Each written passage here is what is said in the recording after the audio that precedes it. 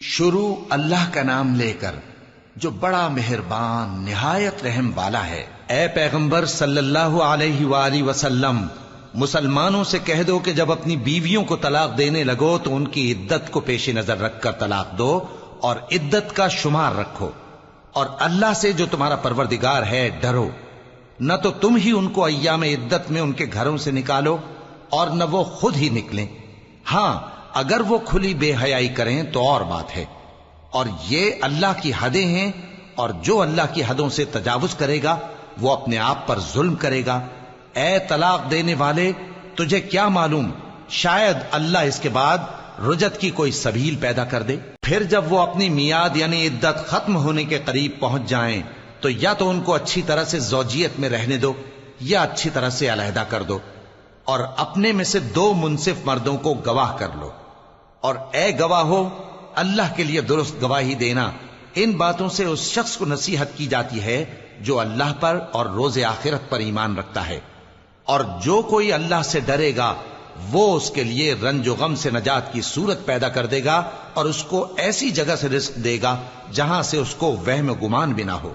اور جو اللہ پر بھروسہ رکھے گا تو وہ اس کے لیے کافی ہوگا۔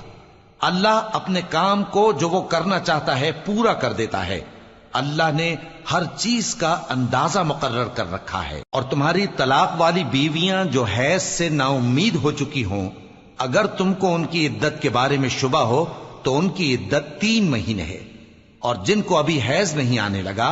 ان کی عدت بھی یہی ہے۔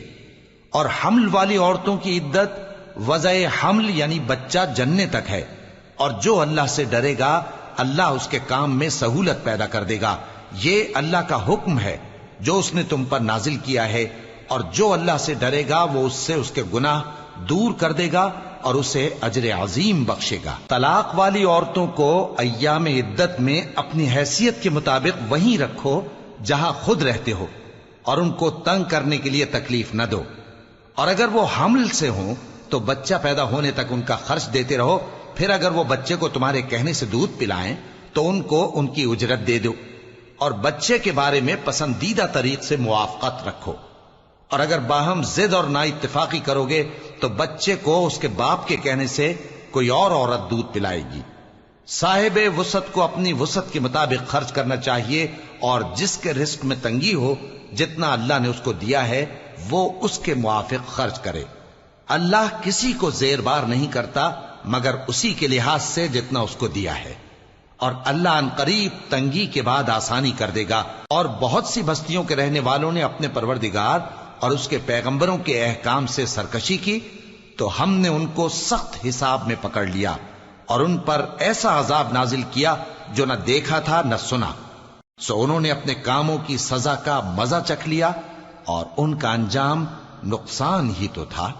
اللہ نے ان کے لیے سخت عذاب تیار کر رکھا ہے۔ تو اے عقل والو جو ایمان لائے ہو اللہ سے ڈرو۔ اللہ نے تمہارے پاس نصیحت بھیج دی ہے، یعنی ایسے پیغمبر جو تمہارے سامنے اللہ کی واضح آیتیں پڑھتے ہیں تاکہ جو لوگ ایمان لائے اور عمل نیک کرتے رہے ہیں ان کو اندھیروں سے نکال کر روشنی میں لے آئیں، اور جو اللہ پر ایمان لائے گا اور عمل نیک کرے گا وہ ان کو جنتوں میں داخل کرے گا جن کے نیچے نہریں بہ رہی ہیں،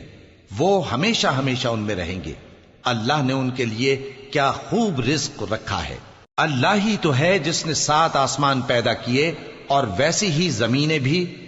ان میں اللہ کا حکم اترتا رہتا ہے تاکہ تم لوگ جان لو کہ اللہ ہر چیز پر قادر ہے،